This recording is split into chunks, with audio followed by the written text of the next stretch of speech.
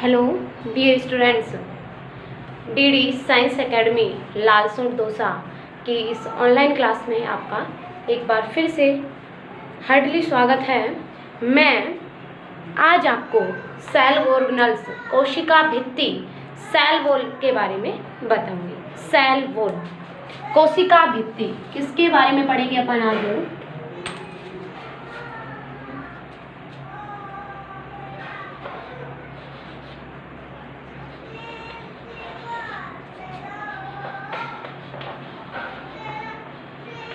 कोशिका भित्ति। देखिए, कोशिका भित्ति को सबसे पहले देखने का श्रेय किसे जाता है? रॉबर्ट हुक को जाता है। रॉबर्ट हुक ने 1665 ईस्वी में कोशिका भित्ति को देखा था, सेल वॉल को देखा था। 1665 ईस्वी में खोज करता है या फिर कह दो देखने का श्रेय किसको जाता है? रॉबर्ट हुक को जाता है। जो सेल वॉल है, कोशिका भित्ति है, वो कैसी होती है? मृत होती है। सेल वॉल मृत होती है। ओके, ये पादप कोशिकाओं के अंदर ही पाई जाती है। पादप कोशिकाओं में प्रेजेंट होती है, एनिमल कोशिकाओं में ये पाई नहीं जाती है। तो किसकी बनी हुई होती है, उसका संगठन क्या होता है? तो देखिए, पादप कोशिका में जो कोशिका भित्ति है, जो जीव द्रव्य कला को घेरे रहती है। जीव द्रव्य कला या कोशिका झिल्ली इसके अंदर पाई जाती है। कोशिका भित्ति बाहर की ओर पाई जाती है। कोशिका भित्ति का काम होता है, ये सुरक्षात्मक आवरण का काम करती है, सुरक्षा करती है, उसको प्रोटेक्शन प्रदान करती है, यांत्रिक दृढ़ता प्रदान करती है। संगठन देखिए, पादप की जो कोशिका भित्ति होती है वो सेलुलोज,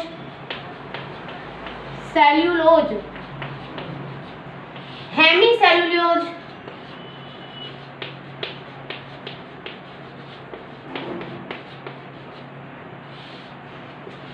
पैक्टिन व इसके अलावा इस पर सुबेरिन व लिग्निन का जमाव भी पाया जाता है। सेलुलोज, हेमीसेलुलोज, पैक्टिन, इसके अलावा इस पर सुबेरिन और लिग्निन का जमाव भी पाया जाता है। तो सुबेरिन, लिग्निन आदि पदार्थों से बनी होती है। पादप की कोशिका भित्ति cell wall cellulose, hemicellulose, pectin, suberin व लिग्निन आदि पदार्थों से निर्मित होती है। जीवाणु की कोशिका भित्ति, ये तो क्या हुई? पादप की कोशिका भित्ति। अब बात करते हैं कि जीवाणु की कोशिका भित्ति किससे बनी हुई होती है, क्योंकि जीवाणु में भी सेल वॉल पाई जाती है, एनिमल के अंदर नहीं पाई जाती बस सेल वॉल। तो जीवाणु की जो सेल वॉल है वो पॉलीसैकेराइड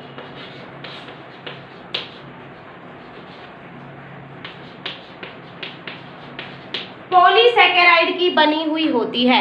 जीवाणुओं के अंदर सेल वॉल पॉलीसैकेराइड द्वारा निर्मित होती है। प्रोटीन व लिपिड की बनी हुई होती है। प्रोटीन, लिपिड,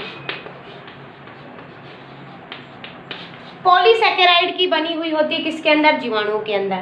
कवक के अंदर जो सेल वॉल है वो काइटिन की बनी हुई होती है। समझ में आया?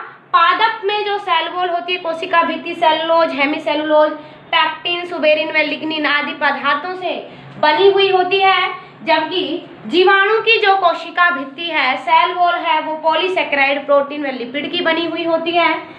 कवकों की जो सेल वॉल है वो काइटिन की बनी हुई होती है, काइटिनस लेयर पाई जाती है उसके ऊपर। अब देखिए, कोशिका भित्ति की अपन उत्पत्ति की बात करते हैं कि कोशिका भित्ति की उत्पत्ति कैसे हुई। देखिए, कोशिका के अंदर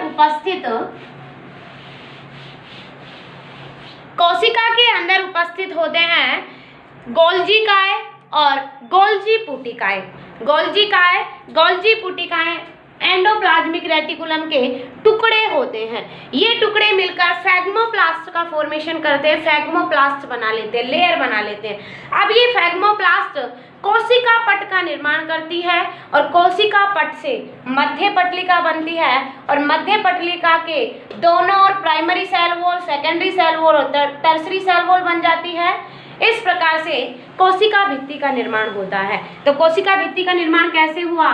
फ्रैग्मोप्लास्ट। किससे? फ्रैग्मोप्लास्ट।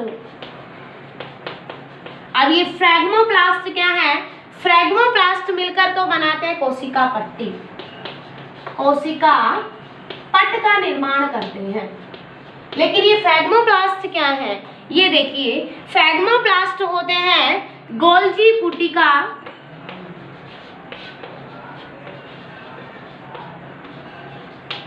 गोल्जी पुटिकाओं एवं ईआर एंडोप्लाज्मिक रेटिकुलम के ये क्या होते हैं कि टुकड़े होते हैं। ये गोल्जी पुटिका और एंडोप्लाज्मिक रेटिकुलम अंत्यप्रदव जालिका के टुकड़े होते हैं। ये टुकड़े मिलकर फ्रैग्मोप्लास्ट बनाते हैं। फ्रैग्मोप्लास्ट से कोशिका पट बनता है और कोशिका पट से बनती है मध्य पटलिका। मध्य पटलिका के दोनों ओर प्राइमरी सेल वॉल का फॉर्मेशन होता है, पीसीएम बनती है, प्राइमरी सेल मेम्ब्रेन, और ऊपर भी प्राइमरी सेल वॉल बन जाएगी, पीसीएम बन जाएगी। ओके, इस प्रकार से कोशिका भित्ति की क्या होती है? उत्पत्ति होती है। देखिए, गोल्जी पुटिकाएं और जो एंडोप्लाज्मिक रेटिकुलम के जो टुकड़े हैं ये मिलकर फ्रैग्मोप्लास्ट का फॉर्मेशन करते हैं। फ्रैग्मोप्लास्ट जो है उससे कोशिका पट और कोशिका पट से मध्य पटलिका का निर्माण होता है और मध्य पटलिका के दोनों ओर प्राइमरी सेल वॉल बनती है। ये इसकी किसकी बात हो गई? कोशिका भित्ति की उत्पत्ति किस प्रकार से होती है, सेल वॉल की उत्पत्ति किस प्रकार से होती है। समझ में आई ये बात? आप देखिए, कोशिका जो भित्ति है उसमें क्या क्या प्रेजेंट होता है? मध्य पटलिका,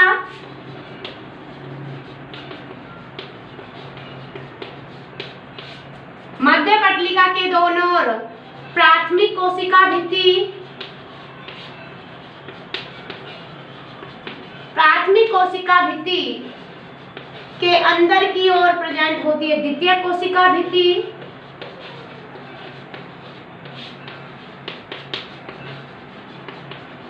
और द्वितीय कोशिका भित्ति के अंदर की ओर क्या प्रेजेंट होता है? तृतीय कोशिका भित्ति प्रेजेंट होती है। द्वितीय कोशिका भित्ति के अंदर तृतीय कोशिका भित्ति प्रेजेंट होती है, उसके अंदर की ओर टर्सरी सेल वॉल तृतीय कोशिका भित्ति प्रेजेंट होती है। अब एक एक की बात करेंगे कि मध्य पटलिका किससे बनी हुई होती है, क्या काम करती है, प्राथमिक कोशिका भित्ति क्या काम करती है, सेकेंडरी और टर्सरी सेल वॉल क्या काम करती है। यहाँ तक समझ में आया? जो सेल वॉल है उसमें मध्य पटलिका किस किस की बनी हुई होती है? मध्य पटलिका, प्राथमिक कोशिका भित्ति, द्वितीय कोशिका भित्ति और तृतीय कोशिका भित्ति। तो एक एक की बात करेंगे। पहले मैं लेती हूँ मध्य पटलिका। क्या? मध्य पटलिका। देखिए, जो मध्य पटलिका होती है वो सीमेंटिंग लेयर की तरह कार्य करती है। जैसे देखिए, आप मकान बनाते हो तो मकान में दो ईंटों के बीच में सीमेंट लगाते हो ना, सीमेंट बजरी। तो उसी प्रकार से दो जो कोशिकाएं हैं उनके बीच में मध्य पटलिका उनको क्या करती है? जोड़ने का कार्य करती है। तो ये क्या है? ये सीमेंटिंग लेयर है, मध्य पटलिका, मिडिल लैमिला मध्य पटलिका। देखिए, इसका क्या काम होता है? ये सीमेंटिंग लेयर की तरह कार्य करती है।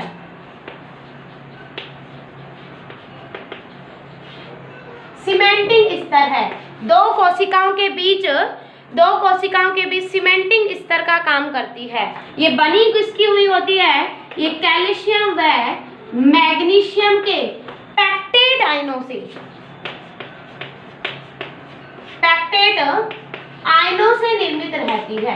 कैल्शियम व मैग्नीशियम के पैक्टेट आयनों से जो मिडिल लैमिला है वो निर्मित होती है।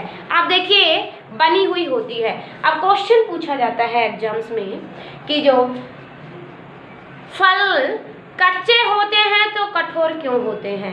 तो कच्चे फल जब होते हैं तो मध्य पटलिका में जो कैल्शियम और मैग्नीशियम आयन पाए जाते हैं जिसके कारण कठोर होते हैं। तो इसका आंसर क्या होगा कि कच्चे फल कठोर क्यों होते हैं, मध्य पटलिका की उपस्थिति के कारण। दूसरा क्वेश्चन कि पकने पर फल कोमल क्यों हो जाते हैं। ठीक है, पकने पर फल कोमल क्यों हो जाते हैं, मध्य पटलिका में उपस्थित कैल्शियम व मैग्नीशियम के पैक्टेट आयन घुल जाते हैं, टूट जाते हैं, जिसके कारण फल क्या हो जाता है, मृदु हो जाता है। जैसे आप देखिए अमरूद कच्चा कितना हार्ड होता है लेकिन पकने पर मृदु हो जाता है, कोमल हो जाता है, आसानी से आप उसे खा सकते हो। क्यों? क्योंकि मध्य पटलिका में उपस्थित कैल्शियम और मैग्नीशियम के जो पैक्टेट आयन हैं वो पकने पर क्या हो जाते हैं, घुल जाते हैं। घुलने के कारण जो मध्य पटलिका है वो घुल जाती है और घुलने के कारण क्या हो जाता है, जो फल है वो मुलायम हो जाता है। ठीक है, और कच्चे फल कठोर क्यों होते हैं, मध्य पटलिका उनमें उपस्थित होती है। समझ में आई ये बात। मध्य पटलिका है सीमेंटिंग लेयर का काम करती है। जिस प्रकार से दो ईंटों को जोड़ने के लिए सीमेंट और बजरी अपन लगाते हैं, उसी प्रकार से दो कोशिकाओं को आपस में जोड़े रखती है मध्य पटलिका। It's okay. अब आगे देखिए, मध्य पटलिका के बाद में आता है primary cell wall. Primary cell wall प्राथमिक कोशिका भित्ति। दूसरी क्या आती है, प्राथमिक कोशिका भित्ति।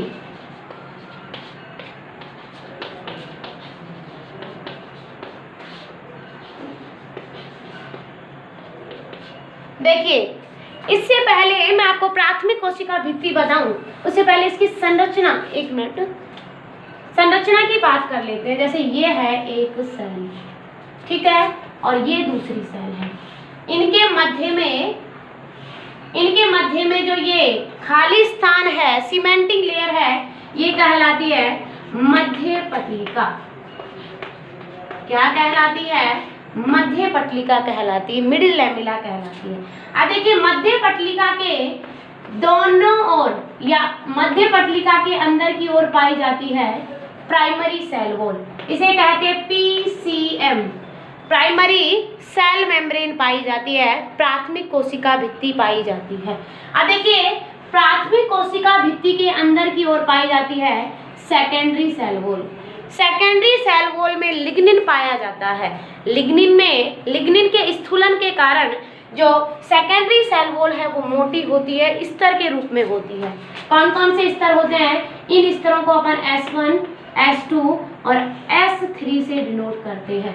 इसी प्रकार इसमें बताएंगे S1, S2 और S3। ओके, आप देखिए इसके अंदर की ओर द्वितीय कोशिका भित्ति के अंदर की ओर पाई जाती है तृतीय कोशिका भित्ति। तृतीय कोशिका भित्ति प्रेजेंट होती है। इसमें भी होगी तृतीय कोशिका भित्ति। प्राथमिक कोशिका भित्ति के अंदर की ओर द्वितीय कोशिका भित्ति और द्वितीय कोशिका भित्ति के अंदर की ओर तृतीय कोशिका भित्ति उपस्थित होती है। मध्य पटलिका दोनों कोशिकाओं को आपस में जोड़ने का काम करती है। तो मैंने मध्य पटलिका के बारे में बताया कि ये कैल्शियम और मैग्नीशियम के पैक्टेट आयनों की बनी हुई होती है और ये क्या काम करती है, सीमेंटिंग लेयर का काम करती है। फल कच्चे होते हैं तो ये कच्चे फल कठोर होते हैं क्योंकि मध्य पटलिका उपस्थित होती है, लेकिन पकने पर फल मृदु हो जाते हैं। क्यों? क्योंकि मध्य पटलिका में उपस्थित कैल्शियम और मैग्नीशियम के जो पैक्टेट आयन हैं वो घुल जाती हैं, जिसके कारण फल क्या हो जाते हैं, मृदु हो जाते हैं, कोमल हो जाते हैं। आप देखिए अब अपन बात करते हैं प्राथमिक कोशिका भित्ति, PCM की बात करते हैं, प्राथमिक कोशिका भित्ति की बात करते हैं। प्राथमिक कोशिका भित्ति, इसके संगठन की बात करते हैं तो जो प्राथमिक कोशिका भित्ति होती है वो मध्य पटलिका के दोनों ओर स्थित होती है। प्राथमिक कोशिका भित्ति प्राइमरी सेल वॉल मध्य पटलिका के दोनों ओर स्थित होती है। ये सेलुलोज, हेमीसेलुलोज व पैक्टिन की बनी हुई होती है। किससे बनी हुई होती है? सेलुलोज,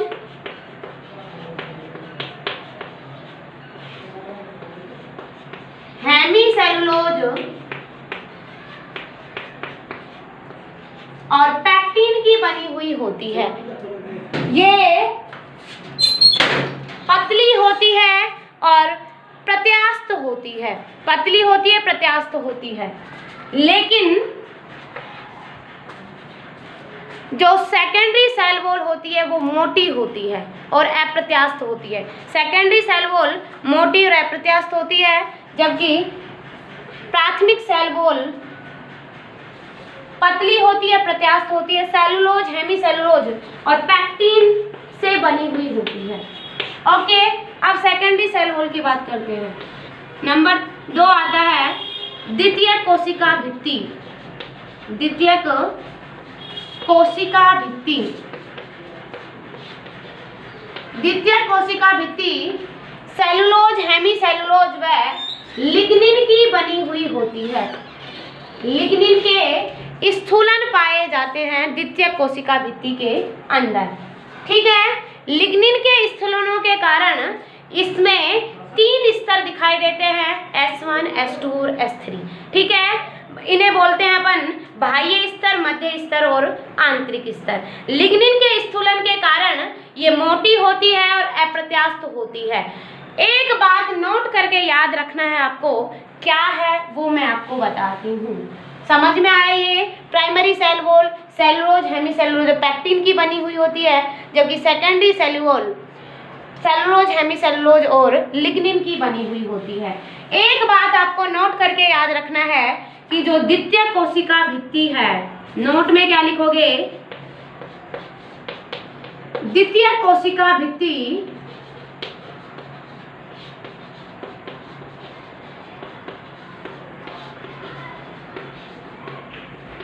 विभाज्योतक कोशिकाओं में नहीं पाई जाती।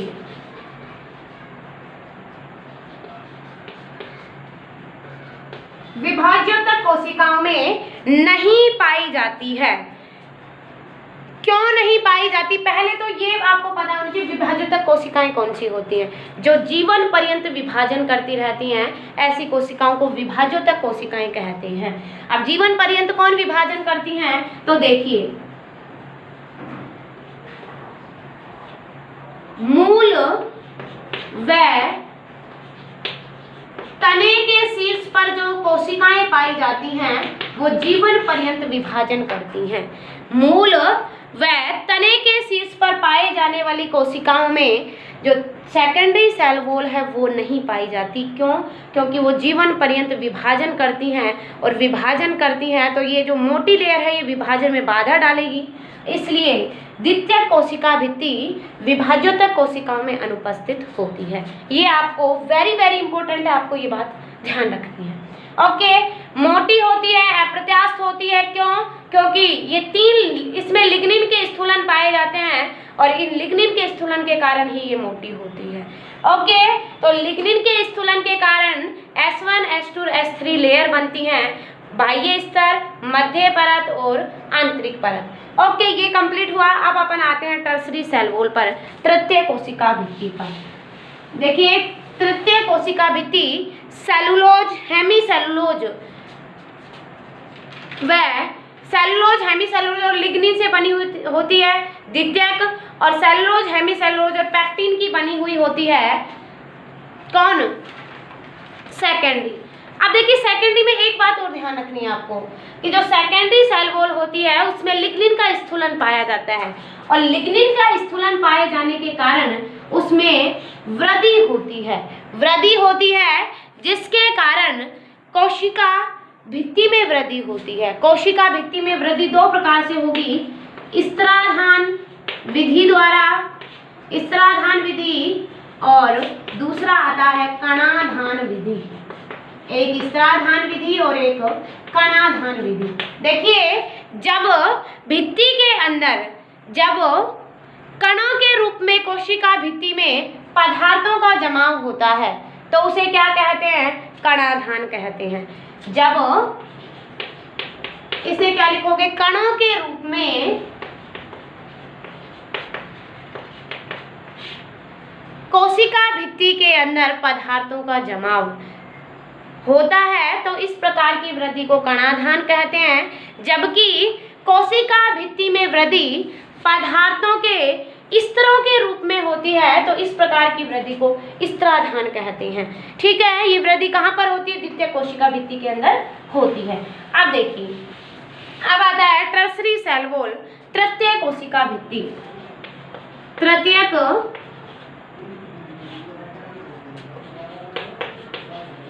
कोशिका भित्ति, टर्सरी सेल वॉल, तृतीय कोशिका भित्ति। देखिए, टर्सरी सेल वॉल तृतीय कोशिका भित्ति होती है, वो अनावर्त बीजी जो पादप हैं, अनावर्त बीजी पादपों की जो जाइलम वाहिनिकाएं हैं उनमें उपस्थित होती हैं, ओनली फॉर, इसके अलावा और कहीं उपस्थित नहीं होती। तो ये बात ध्यान रखने की है, अनावृत बीजी पादपों की, अनावृत बीजी पादपों की जाइलम वाहिनिकाओं, अनावृत बीजी पादपों की जाइलम वाहिनिकाओं में तृतीय कोशिका भित्ति उपस्थित होती है। ये बनी किसकी होती है? हेमीसेलुलोज व जाइलन कार्बोहाइड्रेट की बनी हुई होती है। तृतीय कोशिका भित्ति अनावर्त बीजी पादपों की जाइलम वाहिनिकाओं में पाई जाती है एवं यह हेमीसेलुलोज व जाइलन कार्बोहाइड्रेट की बनी हुई होती है। इस प्रकार से क्या कंप्लीट होता है? आपका सेल वॉल कंप्लीट होता है। अब देखिए, ये तो इसकी संरचना की बात थी कि इसमें मध्य पटलिका के दोनों और प्राथमिक कोशिका भित्ति, फिर द्वितीय कोशिका भित्ति और तृतीय कोशिका भित्ति पाई जाती है। अब इसकी परिसंरचना की बात कर लेते हैं, इसके अल्ट्रा स्ट्रक्चर की बात करते हैं कि जो सेल वॉल है उसकी परिसंरचना में क्या क्या दिखाई देता है। तो देखिए, सेल वॉल की परिसंरचना में आपको दो घटक दिखाई देते हैं। एक होता है तंतुक,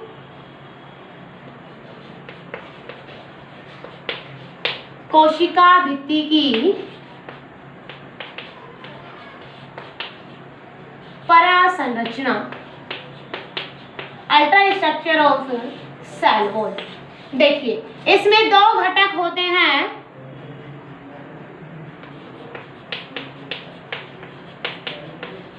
परासंरचना में दो घटक होते हैं। कौन कौन से घटक होते हैं इनकी अपन बात करते हैं। देखिए, एक होता है फाइब्रिल या तुंतक,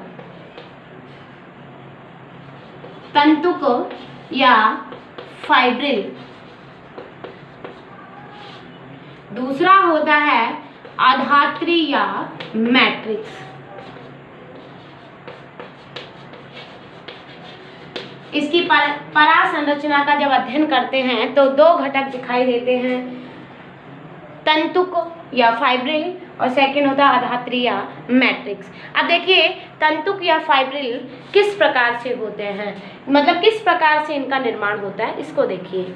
मैट्रिक्स के अंदर तो ये सारे के सारे जमाव पाए जाएंगे, जिसमें आप ये सारे देखोगे, सेलुलोज, हेमीसेलुलोज, ये सारे। ठीक है, तो अपन इसको देखते हैं फाइब्रिल में क्या क्या प्रेजेंट होता है। फाइब्रिल में क्या क्या प्रेजेंट होता है, किस प्रकार से ग्लूकोज से फाइब्रिल का फॉर्मेशन हुआ है। देखिए, एक जो फाइब्रिल है वो लगभग 250 माइक्रोफाइब्रिल से मिलकर बना हुआ होता है। माइक्रोफाइब्रिल दिख रहा है क्या? हाँ, 250 माइक्रोफाइब्रिल से मिलकर बना हुआ होता है। एक माइक्रोफाइब्रिल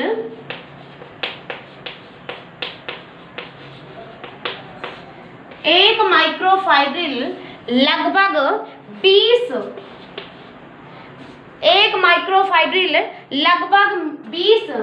माइसिली से मिलकर बनता है। अब देखिए, एक माइसिली किससे मिलकर बनती है? वो देखिए, एक माइसिली लगभग 100 अणु सेलुलोज से मिलकर बनी हुई होती है। सेल्यूलोज से मिलकर बनी हुई होती है। अब ये सेलुलोज किससे मिलकर बने हुए होते हैं? एक सेलुलोज का जो अणु है वो लगभग कितने अणु ग्लूकोज से मिलकर बना हुआ होता है? 3000 से 6000 ग्लूकोज अणुओं से मिलकर बना हुआ होता है। 3000 से 6000 ग्लूकोज अणु मिलकर किसका निर्माण करते हैं? एक सेलुलोज का अणु बनाते हैं। तो अपन ने क्या कहा था कि कोशिका भित्ति किससे बनी हुई होती है? Cellulose, hemicellulose. तो हेमीसेलुलोज और सेलुलोज कहाँ से आए? ये इस प्रकार से देखिए, ग्लूकोज के 3000 से 6000 अणु मिलकर सेलुलोज बनाते हैं। सेलुलोज के लगभग 100 अणु मिलकर माइसिली बनाते हैं। माइसिली के 20 अणु मिलकर माइक्रोफाइब्रिल बनाते हैं। और माइक्रोफाइब्रिल के लगभग 250 अणु मिलकर किसका निर्माण करते हैं? फाइब्रिल का निर्माण करते हैं। इस प्रकार से एक रेशे या तंतु का फॉर्मेशन होता है। एक रेशे का या फिर उसे अपन कहें कि तंतु का फॉर्मेशन हो गया है। अब देखिए, थोड़ा सा मैट्रिक्स की बात कर लेते हैं कि मैट्रिक्स में क्या प्रेजेंट होता है। जो मैट्रिक्स होता है वो कोशिका भित्ति का आधारीय भाग होता है। इसके अंदर क्रिस्टलीय जेली समान पदार्थ भरा हुआ होता है। इसमें ग्लाइकोप्रोटीन है, पैक्टिन है, हेमीसेलुलोज है आदि पदार्थ भरे हुए होते हैं। इसके अलावा सिलिका है, रेनिन है, टैनिन है आदि पदार्थ पाए जाते हैं। इनका जमाव पाया जाता है। जिस स्थान पर जमाव पाया जाता है वहां से ये क्या हो जाती है? मोटी हो जाती है भित्ति, और जहां पर जमाव नहीं पाया जाता वहां से पतली हो जाती है। तो पतली वाले स्थान पर एक गर्त बन जाता है, और गर्त, इस गर्त को अपन पिट या टोरस कहते हैं। ये टोरस दो प्रकार के होते हैं, एक होता है सरल और एक होता है परिवेशित। ठीक है, सरल जब भित्ति के अंदर एक ही स्थान पर गर्त बनता है, ठीक है, तो वो सिंपल हो गया। और पूरी की पूरी पर अगर गर्त का फॉर्मेशन हो रहा है तो वो क्या हो गया? वो परिवेशित गर्त कहलाएगा।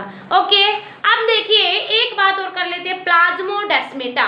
प्लाज्मोडेस्माटा कोशिका भित्ति में ही प्रेजेंट होते हैं। ये क्या करते हैं? जो पादप में प्लाज्मोडेस्माटा पादपों में उपस्थित होते हैं, और ये कोशिका भित्ति का ही घटक होते हैं प्लाज्मोडेस्माटा। इनका काम क्या होता है? ये प्लाज्मोडेस्माटा के कारण एक कोशिका का जो कोशिका द्रव्य है उसका कनेक्शन दूसरे कोशिका के कोशिका द्रव्य से होता है। ठीक है, ये कोशिका भित्ति के घटक होते हैं प्लाज्मोडेस्माटा।